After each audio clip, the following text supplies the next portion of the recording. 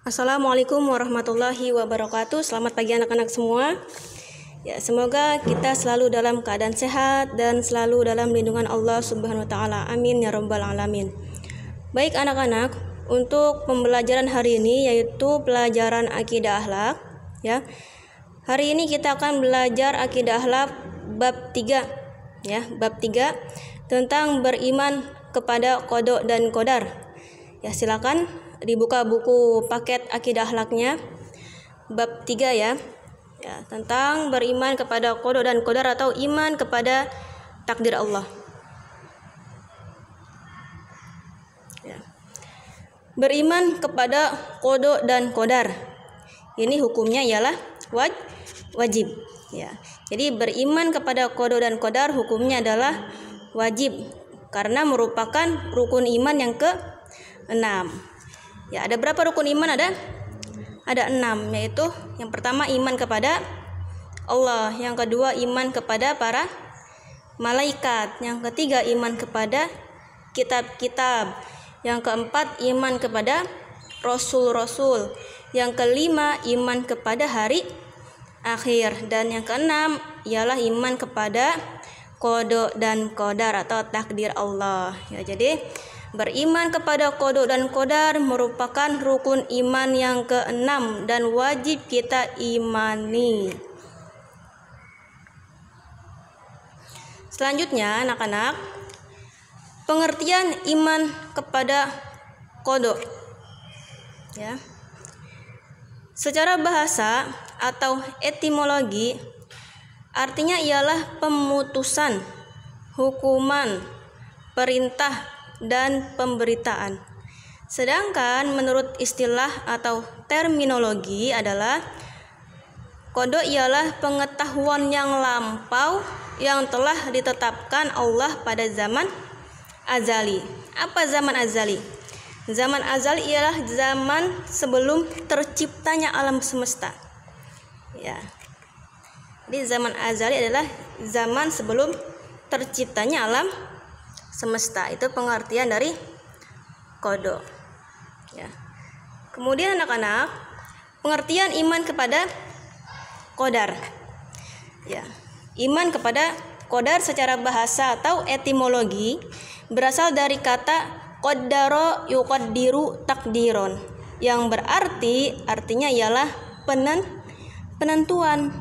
Sedangkan menurut istilah atau terminologi, qadar adalah terjadinya suatu ciptaan yang sesuai dengan penetapan qada.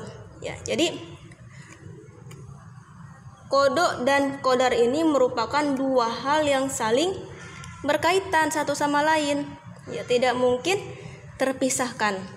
Qada dan qadar disebut dengan takdir Allah. Ya, kita wajib beriman pada takdir Allah, sebab beriman kepada takdir termasuk rukun iman yang ke-6.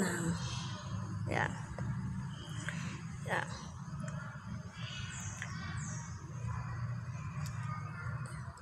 Baik anak-anak. Jadi beriman kepada qada dan qadar ya. Tadi qada yaitu ketetapan ya, ketetapan Allah di zaman azali. Jadi ketetapan Allah itu di zaman sebelum terciptanya alam semesta, zaman azali. Ya. Sedangkan qadar itu ketetapan Allah yang akan terjadi pada masanya. Ya, jadi perbedaannya.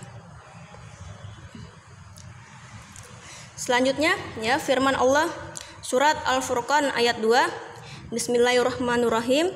Wa khalaqa kulla syai'in faqaddarahu taqdiran. Yang artinya, dan Dia menciptakan segala sesuatu lalu menetapkan ukuran-ukurannya dengan tepat. Itu Allah ya. Jadi Allah mengetahui terhadap apa yang akan terjadi pada makhluk-makhluknya. Allah memerintahkan kepada Al-Quran agar menulis di Lauhul Mahfuz apa yang akan terjadi hingga hari kiamat. Jadi semua benda yang bergerak dan diam yang ada di jagat raya ini adalah atas kehendak Allah. Apa yang dikehendaki Allah pasti terjadi. Sebaliknya, yang tidak dikehendaki Allah pasti tidak terjadi. Ya. Selanjutnya, perbedaan qada dan qadar. Perbedaan qada dan qadar. Ya, yang pertama qada. Contoh qada apa? Yaitu kelahiran, kematian.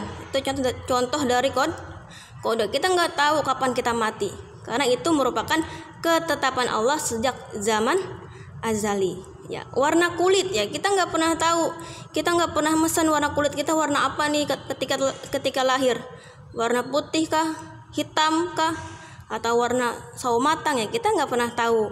Ya itu sudah ketetapan Allah sejak zaman azali yang merupakan contoh dari qada. Bentuk wajah itu adalah ketentuan Allah yang sudah ditentukan sejak zaman azali. Sedangkan qadar ialah ketentuan Allah yang ditetapkannya atas manusia setelah manusia itu berusaha dan berdoa.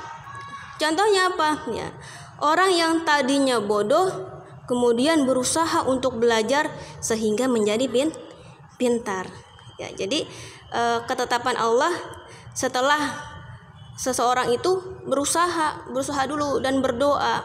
Ya, kita nggak mungkin pintar kalau tidak berusaha dan berdoa. Jadi harus ada usaha, harus ada kesungguhan. Jadi ya, manusia diberi hak untuk menentukan pilihan hidupnya. Jika ingin pandai, ia harus belajar. Jika ingin kaya, maka ia harus bekerja. Jika ingin sukses, maka ia harus bersungguh-sungguh. Itu contoh dari qadar. Ya.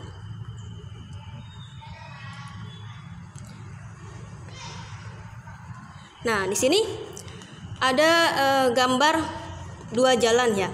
Jadi ini untuk membedakan antara qada dan qadar ya. Jadi penjelasan ini mudah-mudahan bisa membantu untuk menjawab perbedaan antara qada dan qadar. Jadi suatu ketika ya, jika kita ingin pergi ke suatu kota ya, ada dua jalan nih yang bisa sampai ke sana. Untuk sampai ke kota tersebut ada dua jalan ya. Yang satu jalannya berliku-liku, terjal, jauh lagi.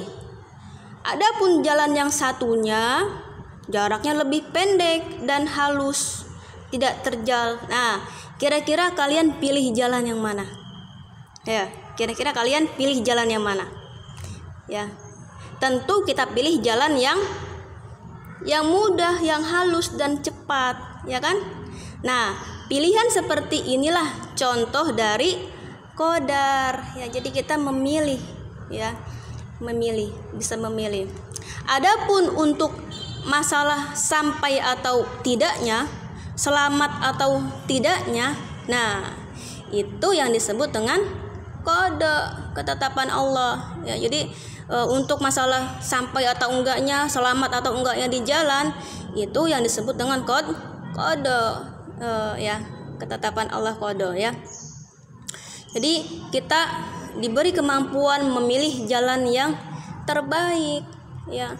Qadar Allah dapat diketahui setelah ada ikhtiar. Ikhtiar apa? Ikhtiar itu bersungguh-sungguh dalam berusaha untuk memperoleh hasil yang paling baik. Itu qadar ya.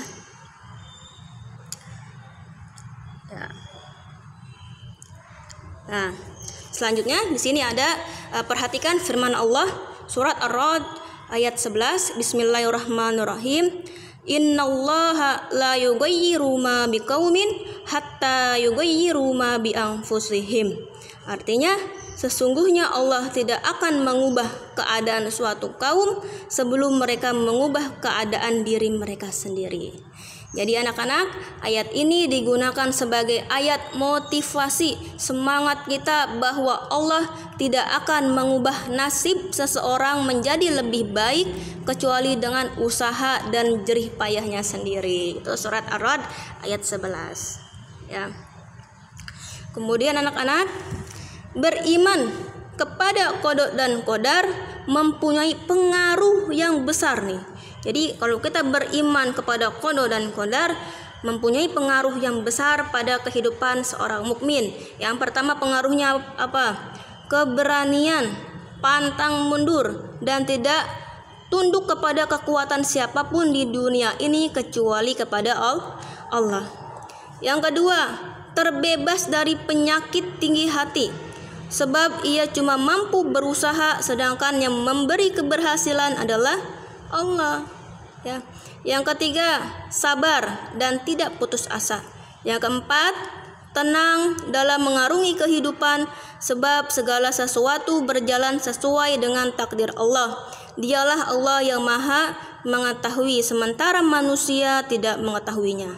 Yang kelima, semangat dalam beramal, bekerja, dan bertawakal kepada Allah. Itu merupakan pengaruh yang besar pada kehidupan kita kalau kita beriman kepada qada dan qadar. Baik anak-anak, sekarang tugas kalian ialah kerjakan buku paket halaman 47 sampai 48 bagian A, B, dan C. Sekali lagi, silakan kalian kerjakan buku paket kalian, buku paket akidah akhlak kalian halaman 47 sampai 48 bagian A, B, dan C ya. Mungkin itu saja yang dapat Ibu sampaikan, kurang lebihnya Ibu mohon maaf. Semangat dalam belajar, ingat kalian sudah kelas 6. Setiap ada tugas tidak boleh ditunda-tunda, langsung dikerjakan ya. Oke. Assalamualaikum warahmatullahi wabarakatuh.